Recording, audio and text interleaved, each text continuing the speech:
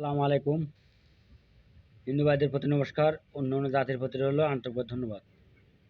এবং দেশ ও দেশের বাইরে থেকে যারা আমাকে কমেন্ট করেছেন যে গুরুজি পরীক্ষিত একটি বশীকরণ নকশা দেন, তা আমি আপনাদের মাঝে যে আজকে যে নকশাটা দিচ্ছি এটা পরীক্ষিত নকশা। তবে আপনারা নিয়ম দেখে কাজ করবেন, কাজ যে সফল হবেন। তবে 24 ঘন্টায় বশীকরণ।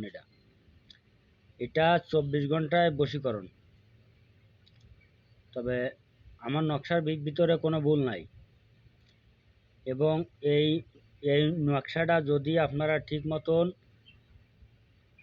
করতে পারেন তাহলে মনে করেন যে 24 ঘন্টায় বশীকরণ, তা 24 ঘন্টায় বশীকরণ, এতে কোনো সন্দেহ নাই।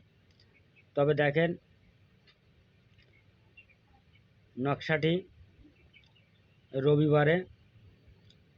রবিবারে মোট তিনটি নকশা অঙ্কন করবে। একটি নকশা শ্মশানে দাফন করিবে, আর একটি নকশা নদীতে নিক্ষেপ করিবে, আর একটি নকশা কাঙ্ক্ষিত ব্যক্তির চলাফেরার রাস্তায় দাফন করিবে। 24 ঘন্টার মধ্যে কাঙ্ক্ষিত ব্যক্তি পাগল হয়ে ছুটে চলে আসবে, এতে কোনো সন্দেহ নাই, কোনো ভুল নাই। তবে আপনারা নিয়ম দেখে কাজ করবেন, আপনারা কাজে সফল হবেন। তবে দেখেন আমি আজকে 24 ঘন্টায় বশীকরণ, 3 দিনে বশীকরণ। এই দেখেন 24 ঘন্টায় বশীকরণ,